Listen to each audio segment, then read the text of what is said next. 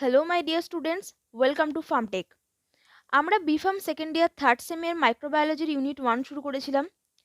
Syllabus অনুযায়ী আমরা আগের ভিডিওতে microbiology introduction and history cover করেছিলাম। তোমরা অবশ্যই সেই ভিডিওটি চেক আউট করো।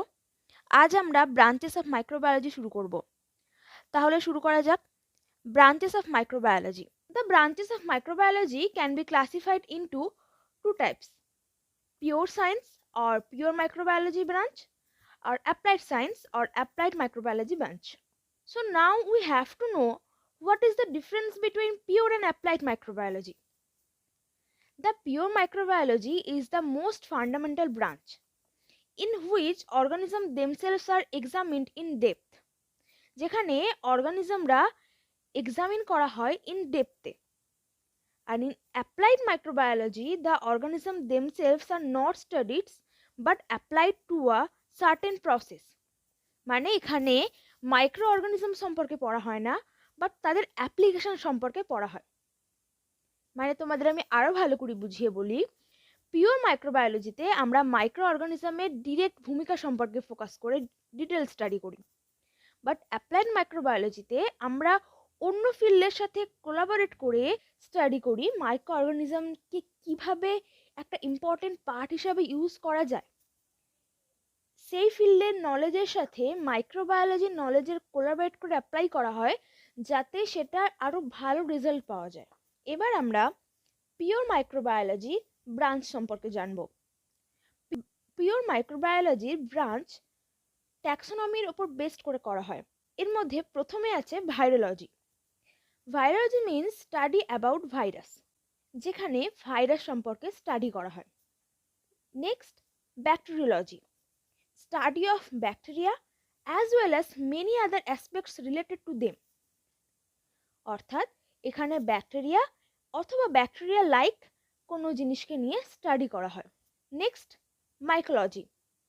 Mycology is study of fungi, যেখানে ফাঙ্গিকে নিয়ে স্টাডি করা হয়। Next phycology. Phycology is the study of algae, মানে যেখানে অ্যালগিকে নিয়ে স্টাডি করা হয়। Next parasitology, study of parasites. Parasites means পরজীবী, যেখানে পরজীবী প্রাণীদের নিয়ে স্টাডি করা হয়। Next immunology, study of immune system in humans. হিউম্যানের ইমিউন সিস্টেম অনাক্রম ক্ষমতাকে নিয়ে স্টাডি করা হয়। Next nematology. Nematology means study of নিম্যাটোডস। নিম্যাটোডসকে রাউন্ড ওয়ার্ম বা গোল কৃমিও বলা যেতে পারে। Next protozoology. Protozoology means study of protozoa. এইগুলো হলো পিওর মাইক্রোবায়োলজি, যেটা ট্যাক্সোনমি বেসড। এই কয়েকটা ব্রাঞ্চ আমরা দেখতে পাই পিওর মাইক্রোবায়োলজিতে। নেক্সট আমরা আসব applied microbiology. Applied microbiology first আসছে মেডিকেল মাইক্রোবায়োলজি। এই medical মাইক্রোবায়োলজিতে study related to the microbe that cause disease and their diagnostics. মানে microbe that cause disease মানে হচ্ছে মাইক্রোবের দ্বারা যে ডিজিজগুলো হয়। অ্যাজ এ এক্সাম্পল কোভিড-19, আমরা এখানে কোভিড-19কে এক্সাম্পল হিসাবে ধরছি। তার আগে একটা কথা বলে দিই যে তোমরা অবশ্যই মনে রাখবে যে কোভিড-19 হলো একটি ডিজিজের নাম, আর সেই ডিজিজ এর জন্য দায়ী ভাইরাসের নাম হলো করোনা। সো এটা মনে রাখবে, কোভিড-19 ডিজিজ আর করোনা হলো ভাইরাস। এছাড়াও HIV, পোলিও, এই সকল ডিজিজগুলো হলো ভাইরাস দ্বারা হয়। এছাড়াও টিবি, টিউবারকুলোসিস, এই ডিজিজটা ব্যাকটেরিয়া দ্বারা হয়। এছাড়াও ফাঙ্গি দ্বারা ফাঙ্গাল ইনফেকশন, এই সমস্ত মাইক্রোবস দ্বারা যে ডিজিজগুলো হয় সেইগুলো আইডেন্টিফাই করতে, তাদের ইটিওলজি নিয়ে স্টাডি করতে, তাদের ডায়াগনস্টিক সম্পর্কে জানা, সেটি কিভাবে প্রিভেন্ট করা যেতে পারে, সেই প্রিভেন্টের জন্য ড্রাগ ডিজাইনিং করা, সেটা ট্রিটমেন্ট করা, ডিজিজটাকে কিওর করার জন্য ট্রিটমেন্ট করা, এই সব কিছু মেডিকেল মাইক্রোবায়োলজির অন্তর্গত। Next food and dairy microbiology, study of food preservative, preparation, information about the microbes causing food spoilage, and food and dairy product developed by microbe and fermentation. So, food preservative, আমরা সবাই জানি যে আমাদের আমরা যে খাবার খাই সেটা প্রিজার্ভ করা, সংরক্ষণ করা, সেটা কতটা জরুরি। কারণ যদি আমাদের খাবার কোনো মাইক্রোব দ্বারা কন্টামিনেট হয়ে যায় তাহলে আমরা অসুস্থ হয়ে পড়তে পারি, আমাদের ডিজিজ হতে পারে।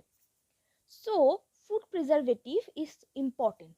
এছাড়াও প্রিপারেশন লাইক ব্রেড, বেকারি আর ডেয়ারি প্রোডাক্টগুলো আমরা খাই, সেই ডেয়ারি প্রোডাক্টগুলো প্রিপারেশন কিভাবে করা হয়। এছাড়াও যে আচার, বাড়িতে মায়েরা ঠাকুমারা যে আচার বানান, সেই আচারকে কিভাবে প্রিপেয়ার করা হয় মাইক্রোওয়েভের সাহায্যে, সেইগুলো কিন্তু আমাদের এই ফুড মাইক্রোবায়োলজির মধ্যে পড়ছে। এছাড়াও ফার্মেন্টেশন প্রসেস, এটাও কিন্তু ফুড অ্যান্ড ডেয়ারি মাইক্রোবায়োলজির অন্তর্গত। সো এই যে আমি বললাম ফার্মেন্টেশন, এই ফার্মেন্টেশন মানে কি তোমরা জানো? এই fermentation is the metabolic process. এটা একটা মেটাবলিক বা বিপাকীয় প্রক্রিয়া that produce chemical changes in organic substance through the action of enzyme, যেটা এনজাইমের দ্বারা অর্গানিক সাবস্টেন্সের মধ্যে কেমিক্যাল চেঞ্জেস ঘটায়। সো সেটাকে আমরা ফার্মেন্টেশন প্রক্রিয়া বলি, বাংলায় যেটাকে বলা হয় গাঁজন। Next, agricultural microbiology. Agricultural microbiology is the study of relationship of microbe and crops and microbial decomposition of organic waste. Agricultural microbiology তে মাইক্রোবের ইম্পর্টেন্স অনেকটা বেশি। সেখানে আমাদের মাইক্রোবস অ্যান্ড ক্রপসের রিলেশনশিপ সম্পর্কে স্টাডি করতে হয়। যেমন অ্যাজ এ এক্সাম্পল, তোমরা জানো নাইট্রোজেন ফিক্সিং ব্যাকটেরিয়া থাকে কিছু, যেটা এয়ার থেকে নাইট্রোজেন নিয়ে সয়েলের মধ্যে নাইট্রোজেনের মাত্রা বাড়িয়ে দেয়।